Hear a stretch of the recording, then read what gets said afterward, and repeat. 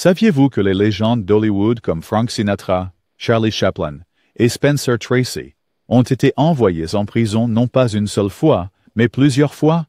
Et ils n'étaient pas seuls. De nombreuses autres célébrités de l'âge d'or ont été arrêtées pour des raisons vraiment bizarres et embarrassantes. Aujourd'hui, nous mettons en lumière les 20 arrestations de célébrités les plus choquantes de l'âge d'or d'Hollywood. Restez à l'écoute et regardez jusqu'à la fin. Frank Sinatra, comté de Bergen, New Jersey. 1938. Frank Sinatra, âgé de 23 ans, chantait encore dans des concerts d'une nuit avec l'orchestre de Harry James lorsque la police du comté de Bergen prit le mugshot qui le suivrait toute sa vie.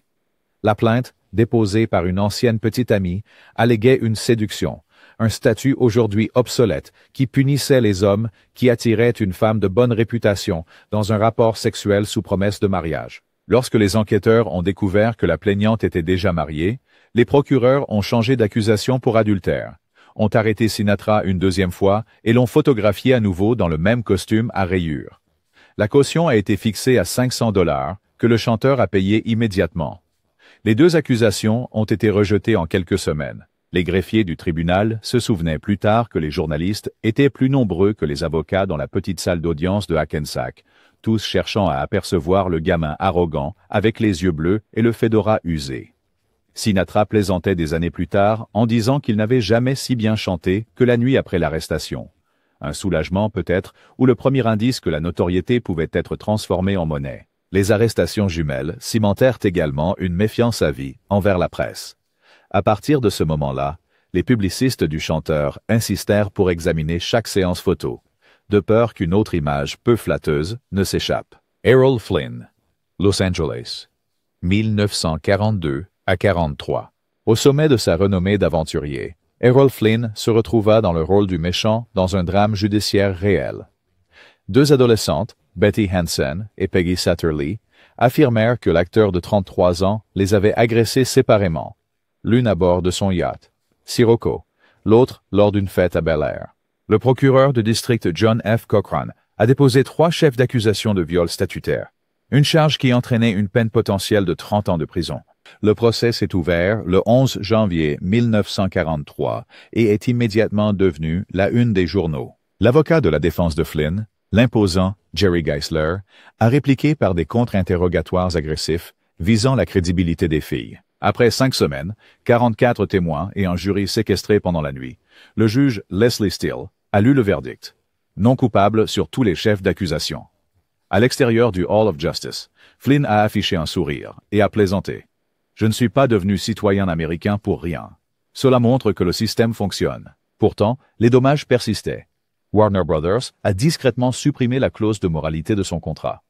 Les chroniqueurs mondains l'ont surnommé « In Like Flynn » et le pouvoir de l'acteur au box-office ne s'est jamais entièrement rétabli. Plus tard, Flynn a concédé dans ses mémoires « My Wicked Ways » que l'épreuve ait accéléré sa descente dans l'alcool et les dettes, des ombres qui l'ont suivi jusqu'à sa mort en 1959. Robert Mitchum, Laurel Canyon, 1948. Tard dans la nuit du 30 et 1 août 1948, des détectives des mœurs ont furtivement franchi la porte arrière d'un modeste bungalow sur Ridpath Drive. À l'intérieur, ils ont trouvé la star montante, Robert Mitchum, l'actrice Lila Leeds et 2 amis en train de fumer une cigarette de marijuana. Mitchum, frais sorti de la griffe du passé, accueillit les agents avec son fatalisme caractéristique. C'est la fin de tout. Ma carrière, mon mariage, tout. Accusé de complot pour possession de stupéfiants, Mitchum a refusé les tentatives du studio de taire les choses, plaidant nolo contendere à la place. Le juge de la Cour supérieure, Clement Nye, l'a condamné à 60 jours, la moitié à la prison du comté de Los Angeles, l'autre moitié dans une ferme de réinsertion à Castaic, où des photographes ont capturé l'acteur élancé en train de couper des mauvaises herbes en salopette en dénime. Étonnamment, la punition est devenue un coup de publicité. Howard Hughes a ressorti Out of the Past, avec des accroches sur la star qui ne resterait pas à terre. Et RKO Rachel et l'étranger a été lancé avec des recettes records. Mitchum est sorti le 30 mars 1949, disant aux journalistes qu'il avait appris que la prison, c'est comme Palm Springs, sans la racaille. Le scandale a ruiné la carrière de Leeds, mais le flegme décontracté de Mitchum seul approfondie. Pour le reste de sa vie, il a rejeté le buste comme « juste une de ces choses », une attitude qui a renforcé sa légende de rebelle.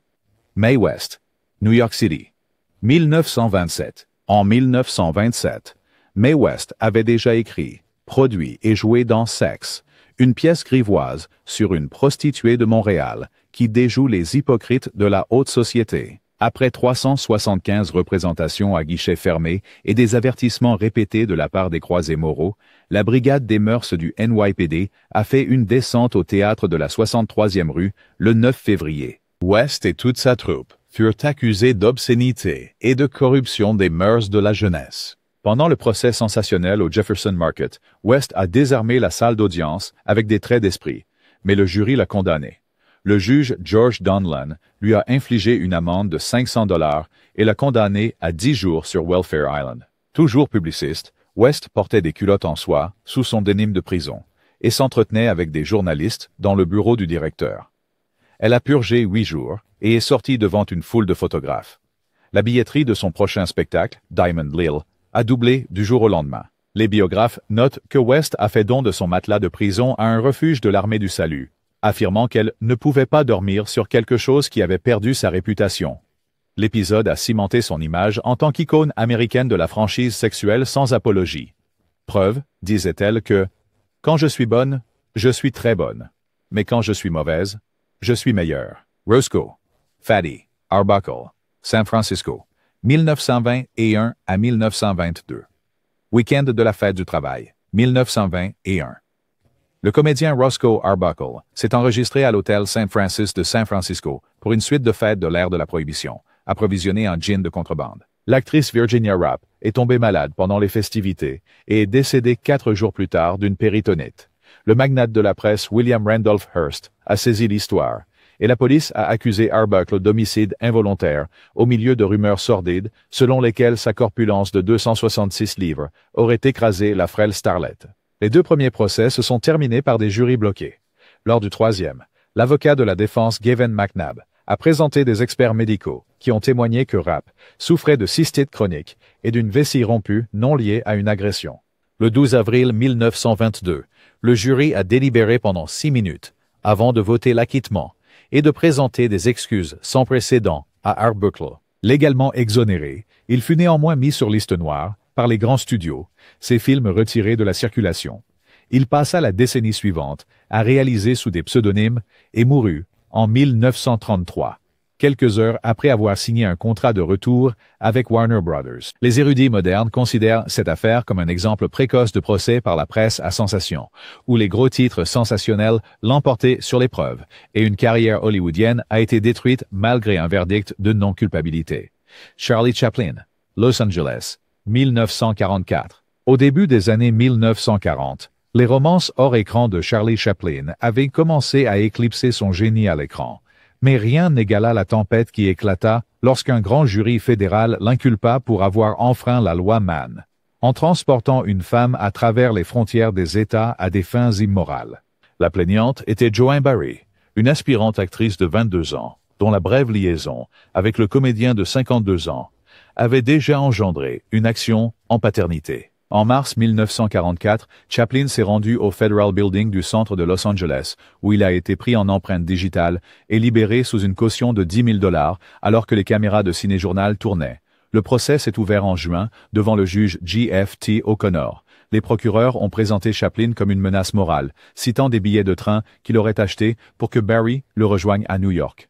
L'avocat de la défense Jerry Gisler a répliqué que Barry avait voyagé de son propre gré et a présenté des télégrammes dans lesquels elle suppliait Chaplin de la voir. Après 13 jours de témoignages et 16 heures de délibération du jury, le verdict est revenu non coupable sur tous les chefs d'accusation.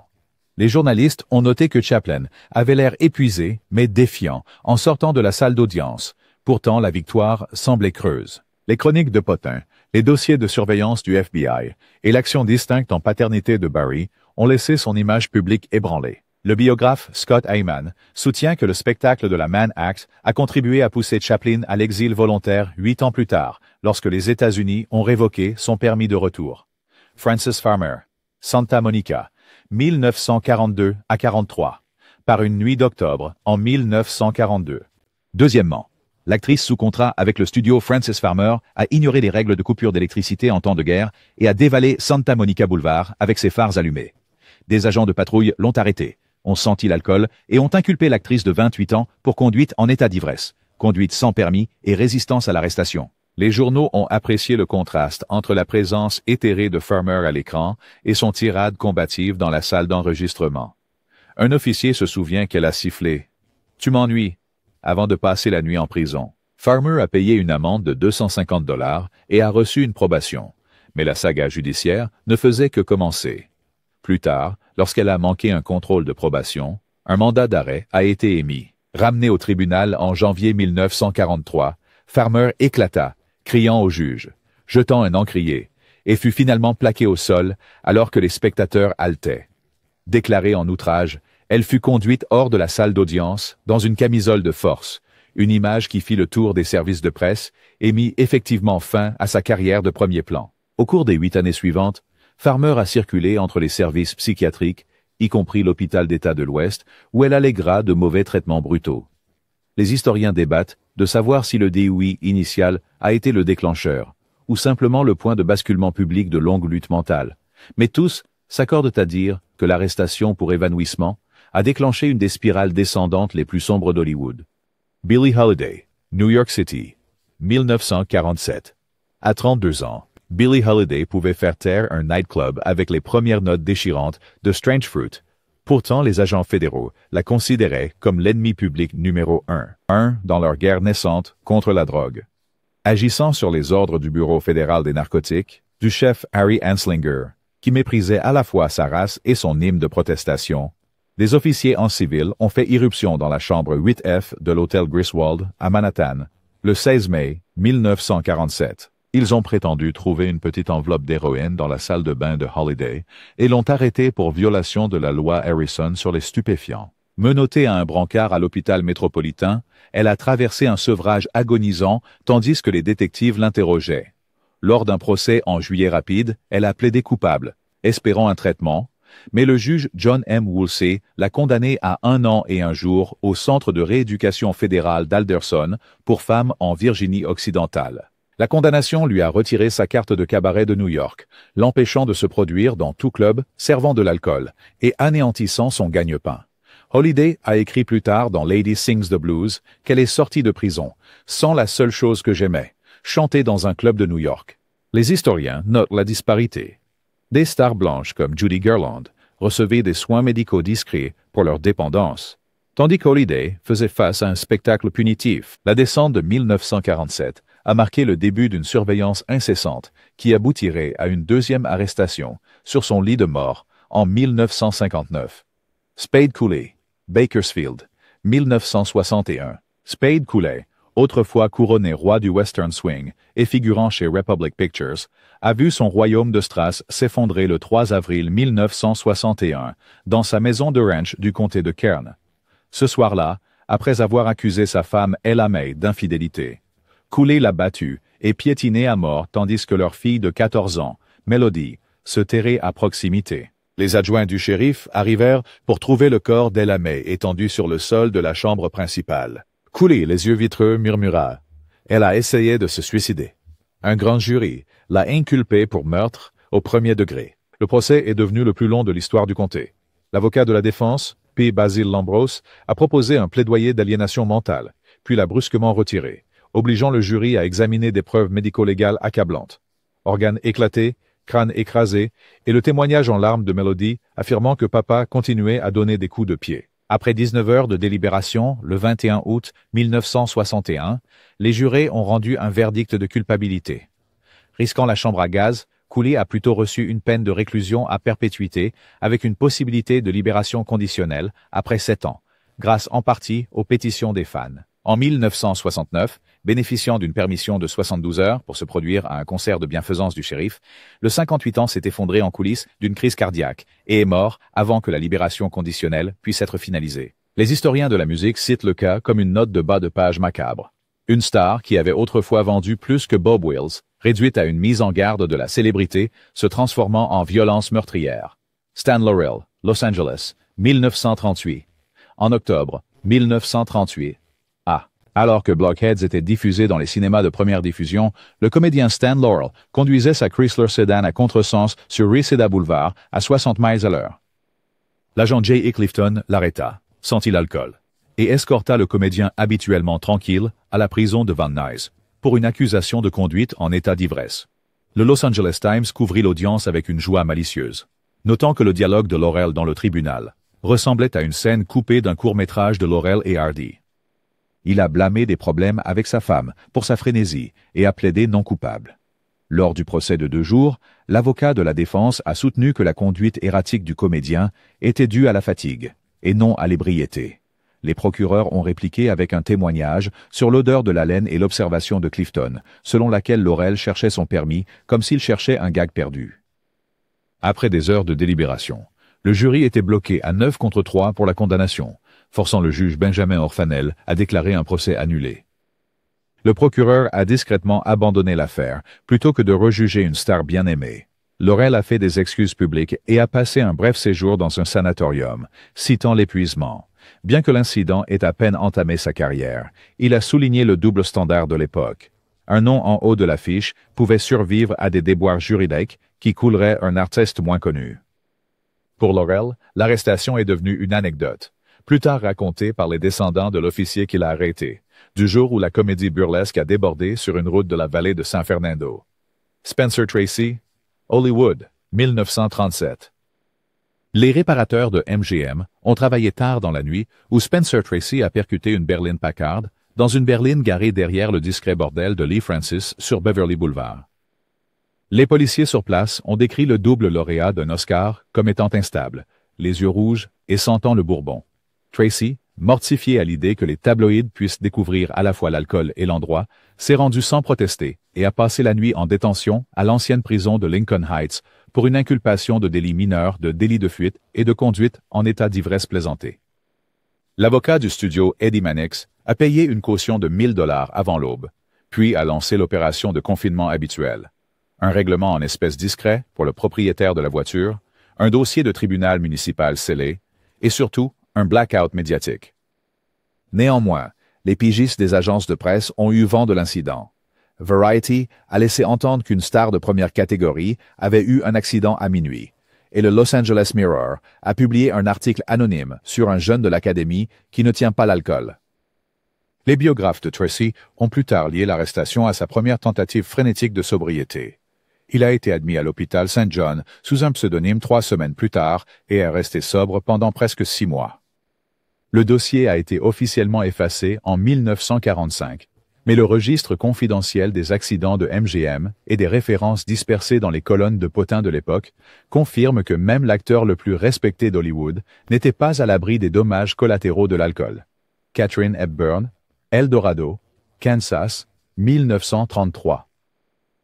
Un soir d'été en 1933, Katharine Hepburn dévalait l'autoroute 54 des États-Unis en direction de Wichita, en retard pour une représentation en tournée de The Warrior's Husband. Un agent de patrouille du comté de Butler a chronométré son roadster à 68 miles à l'heure, plus du double de la limite autorisée, et a découvert qu'elle n'avait pas de permis de conduire valide. Traduite devant un juge de paix dans la petite ville pétrolière d'El Dorado, la starlette de 26 ans a payé une amende de $10 pour excès de vitesse et conduite sans permis, puis a consigné l'épisode avec un mépris narquois dans son journal de tournée. Idiot! Apparemment, une femme ne peut pas conduire plus vite qu'une vache. Ces notes manuscrites survivent dans les papiers Hepburn de la Bibliothèque publique de New York, où elle a plus tard souligné l'entrée et ajouté « Leçon. Toujours charmer la police, sauf si l'on est pressé. » L'incident n'a jamais atteint la presse nationale, mais il a alimenté la réputation de Hepburn pour son indépendance inébranlable au volant. Les mécaniciens de RKO se souvenaient qu'elle insistait pour changer elle-même ses bougies lors du tournage de l'impossible Monsieur Bébé. Des décennies plus tard, le procès verbal d'arrestation du Kansas, Johnny, avec les bords brûlés, était encadré sur le mur du garage de son domaine de Fenwick, un trophée privé commémorant la nuit où Kate avait défié à la fois le temps et les conventions. Tallulah Bankhead, Londres, 1936.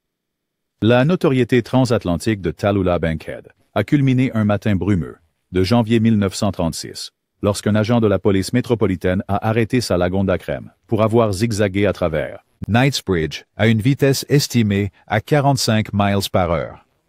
La sensation du théâtre né en Alabama, en plein milieu d'une course triomphale au West End d'Antoine et Cléopâtre, salua l'agent avec une voix rauque. « Chérie, il doit sûrement y avoir eu une affreuse erreur. » L'haleine chargée de gin, elle échoua un test d'alcoolémie sur le trottoir et passa 6 heures dans la cellule des femmes de la station de Bow Street, toujours vêtue d'une étole de vison sur un pyjama en soie.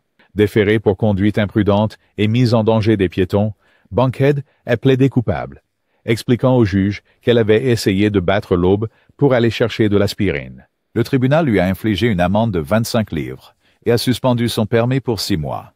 Une sanction que l'actrice a qualifiée de séance matinale à prix réduit. Les tabloïds de Fleet Street ont révélé le spectacle. Le Daily Mirror a titré « Tallulah trébuche, la star rapide clouée au sol ».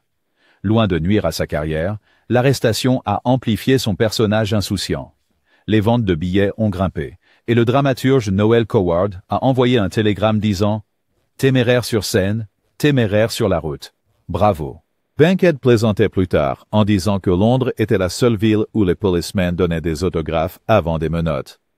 Bing Crosby, Hollywood, 1929. Dans le froid, avant l'aube du 14 novembre 1929, un Bing Crosby âgé de 27 ans, encore simplement le ténor du trio Paul Whiteman's Rhythm Boys, prit le virage de Orange Drive et Hollywood Boulevard, manqua son entrée dans la porte cochère de l'hôtel Roosevelt et écrasa son tout nouveau Durand Coupe contre un lampadaire.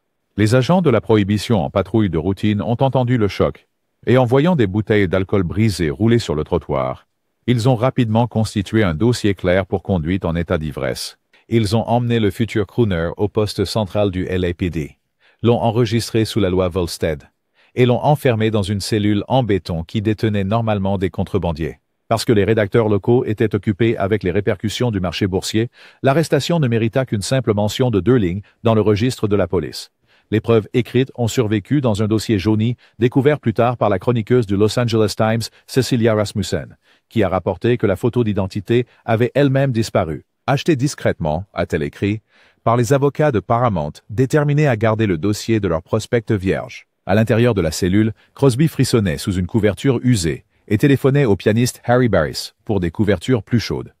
Il passerait 3 nuits dans la prison du comté, suffisamment pour manquer une lucrative réservation au Montmartre Café et être retiré de la grande revue Technicolor de Whiteman King of Jazz, un coup qui aurait pu mettre fin à ses espoirs de cinéma avant même qu'il ne commence. Au tribunal, le lundi suivant, il arriva directement d'une partie de golf, vêtu d'un pantalon de golf vert et d'un pull orange. Le juge Wallace Woolwine ne fut pas impressionné, le condamna à une amende de $50, lui fit la leçon sur le 18e amendement et le condamna à une peine nominale de 60 jours, presque immédiatement commuée en temps déjà purgé, une clémence attribuée plus tard à la pression des studios et à la surpopulation carcérale. Le biographe Gary Giddens note que Crosby a qualifié l'épisode de meilleur investissement que j'ai jamais fait, car la peur l'a obligé à réduire sa consommation d'alcool, au moins temporairement, et à se concentrer sur la radio, où il a rapidement décroché un contrat solo avec Old Gold Cigarette. Pourtant, Giddens soutient également que l'accident annonçait une fascination durable pour le scotch et les voitures rapides. Au cours des 4 décennies suivantes, Crosby recevrait des contraventions pour excès de vitesse de Palm Springs à Pebble Beach. Pourtant, le crack de 1929 restait le secret le mieux gardé d'Hollywood, jusqu'au scoop d'archives de Rasmussen en 2007, confirmant ce que Crosby n'avait avoué qu'une seule fois lors d'une émission de Nouvel An en 1950. J'ai passé les vacances à Duranceville. Et mon frère, l'acoustique était terrible. Red Skelton, Beverly Hills, 1951.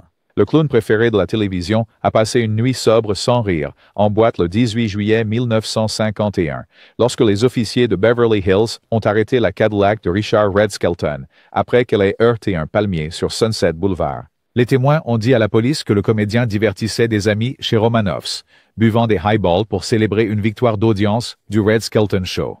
L'alcotest indiquait 0,18. Skelton a été accusé de conduite sous influence et libéré sous caution de $750. Les journalistes ont afflué à la station, mais la star a poliment refusé de faire son célèbre numéro de Guzzler's Gin, préférant présenter une brève excuse. Mesdames et messieurs, ce soir, c'est moi, la blague.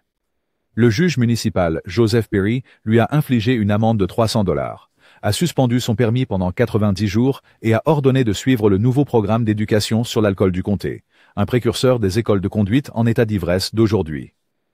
Variety a publié le gros titre « Red voie rouge, arrêté sur Sunset », tandis que les sponsors de Johnson's Wax ont brièvement envisagé de retirer les publicités avant que le courrier des spectateurs ne soit 10-1 en faveur du comique.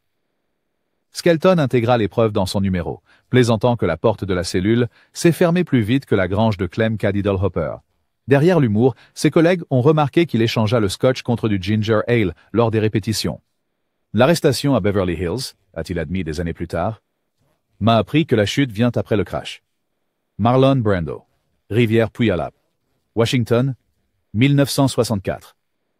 Lorsque Marlon Brando est arrivé à un méandre isolé de la rivière Puyallup le 2 mars 1964, il ne faisait pas la promotion d'un film.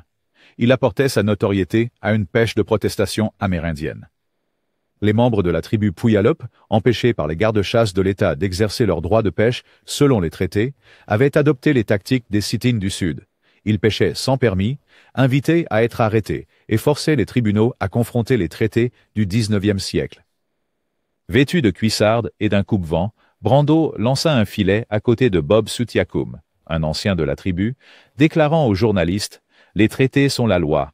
Si la loi est violée, nous en payons tous le prix. » Les gardes ont arrêté Brando et le prêtre épiscopal John Yarian pour avoir enfreint les codes de conservation de l'État.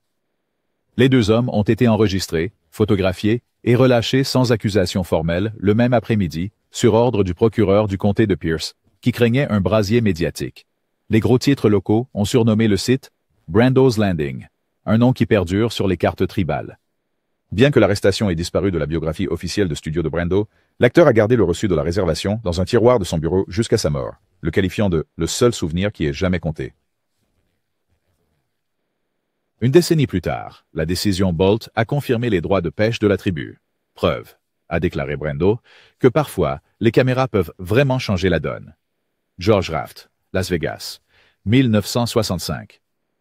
George Raft, l'acteur dont les cheveux gominés en arrière et le regard glacial ont contribué à définir l'archétype du gangster hollywoodien dans les années 1930 et 40, a passé une grande partie de sa vie ultérieure à brouiller les lignes entre son personnage cinématographique et ses liens réels avec le milieu criminel.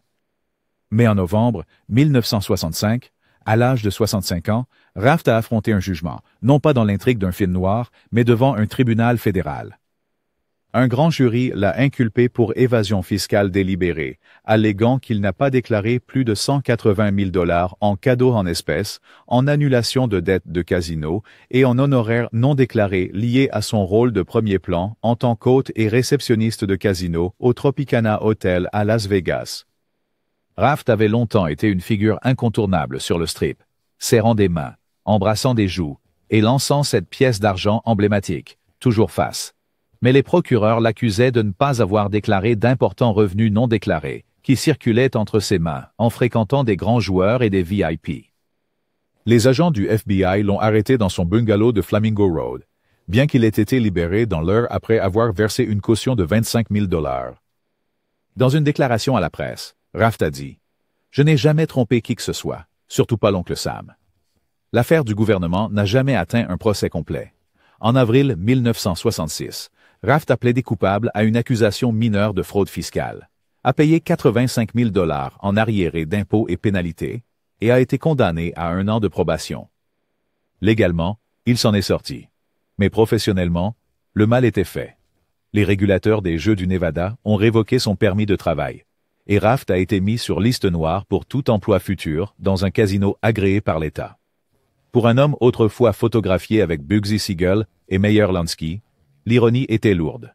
Ce n'était pas la mafia, mais l'IRS qui a forcé son départ. Raft s'est effacé dans des films de série B européens et des rôles de caméo.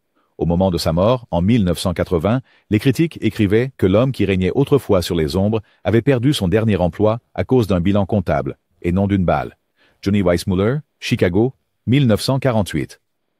Johnny Weissmuller, le champion olympique devenu Tarzan du grand écran, se trouva dans un tout autre genre de jungle le 17 juillet 1948, lorsque les patrouilleurs de l'État de l'Illinois l'ont chronométré dévalant Lakeshore Drive dans sa voiture Packard. Cabriolet à une vitesse stupéfiante de 74 miles à l'heure, bien au-dessus de la limite affichée de la ville. L'acteur de 44 ans, fraîchement sorti d'une compétition de natation promotionnelle, où il portait encore un maillot de bain sous un trench coat, a été arrêté juste au sud de Grant Park. Ce qui s'est passé ensuite est devenu légendaire à Chicago. Selon le rapport officiel d'arrestation, Weissmuller a sauté du siège du conducteur dans un flot d'indignation, exigeant de savoir pourquoi il avait été arrêté. Lorsque le policier a tenté de lui donner une contravention, Weissmuller, toujours le performeur physique, aurait prétendument fait voltiger la casquette de l'officier, l'envoyant voler dans la circulation. Ce geste lui a valu des accusations de conduite imprudente, excès de vitesse et résistance à l'arrestation. Il a été emmené à la prison de South Clark Street, où, toujours en tenue de bain, il aurait saisi les barreaux de fer dans une posture de Tarzan. Une image rapidement capturée par un photographe du Chicago Tribune.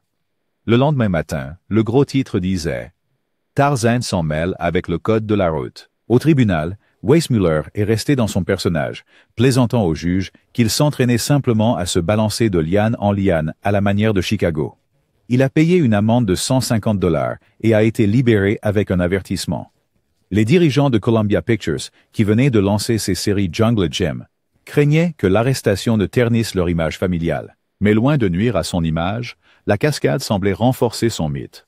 Les enfants auraient afflué dans les cinémas pour voir l'homme qui pouvait distancer non seulement les animaux sauvages, mais aussi une voiture de patrouille d'État. De retour chez lui en Floride, Weissmuller encadra plus tard la citation à côté de ses médailles olympiques, plaisantant « Après 20 ans à Hollywood, ils n'ont toujours pas pu m'attraper sans filet. » David O. Selznick, Beverly Hills, 1941. Le producteur David O. Selznick avait déjà conquis Hollywood, avec Autant en emporte le vent, lorsque la police de Beverly Hills a délivré un mandat scellé à son bureau de North Cannon Drive en août 1941. Un pharmacien avait informé les autorités que le magnate de 39 ans achetait des inhalateurs de benzédrine par douzaine, extrayait le sulfate d'amphétamine et le consommait par voie orale pour maintenir des journées de travail marathon. Les agents ont confisqué 2 pots de comprimés pulvérisés. Selznick a été inculpé pour possession illégale d'un stimulant sur ordonnance en vertu de la nouvelle loi sur les drogues dangereuses de Californie. L'affaire a été réglée discrètement. Une amende de $2 500, une peine de 6 mois avec sursis et une évaluation médicale ordonnée par le tribunal. Les secrétaires du studio n'ont remarqué aucun ralentissement. Selznick est simplement passé aux ordonnances écrites par des médecins. Evelyn Case se souvint plus tard de lui léchant des cristaux de benzédrine dans sa paume lors des réunions de scénario. Le biographe David Thompson soutient que l'arrestation de 1941 a marqué le moment où la manie légendaire de dicter de mémos de Selznick est passée de l'excentricité à l'addiction, influençant les productions frénétiques de Duel au soleil et Depuis ton départ. Le casier judiciaire a disparu après la mort du producteur en 1965, mais l'anecdote survit dans les récits de l'industrie comme un conte édifiant sur le moteur alimenté par les pilules derrière les plus grands épopées d'Hollywood. Clark Gable, Los Angeles, 1933. La rumeur contre le registre. Pendant des décennies, des campagnes de rumeurs ont insisté sur le fait que Clark Gable, déjà le roi d'Hollywood, avait été arrêté en 1933 après un délit de fuite, alors qu'il était ivre, qui avait tué la danseuse Tosca Rulian, avant que des agents de MGM ne remplacent par un chauffeur de studio pour prendre le blâme. La légende refit surface si souvent qu'en 2003, le site de vérification des faits Snopes entreprit une plongée archivistique complète. Des registres de tribunaux, des carnets de la police de Los Angeles et des journaux du coroner ne révélèrent aucune arrestation de Gable, aucun décès correspondant au nom de Rulian et aucun règlement civil. La correspondance du studio mentionne une amende pour intoxication publique infligée à Gable devant le Brown Derby en mai 1933. Une amende de $15, pas de prison, mais rien qui ressemble à l'homicide involontaire sordide. Compte. Les historiens citent maintenant cet épisode comme un exemple précoce de la façon dont les ragots se propageaient à l'époque des tabloïds. Combiner le goût bien connu de Gable pour le scotch, la machine publicitaire agressive de MGM et l'appétit du public pour le scandale. Et une petite altercation sur le trottoir s'est transformée en un homicide apocryphe. Le verdict Snopes, faux, n'a pas tué le mythe. Comme le charisme à l'écran de Gable, il refuse de s'estomper. Pourtant, les archives montrent que le vrai démêlé juridique de la star était un délit mineur rapidement payé et classé, preuve que parfois,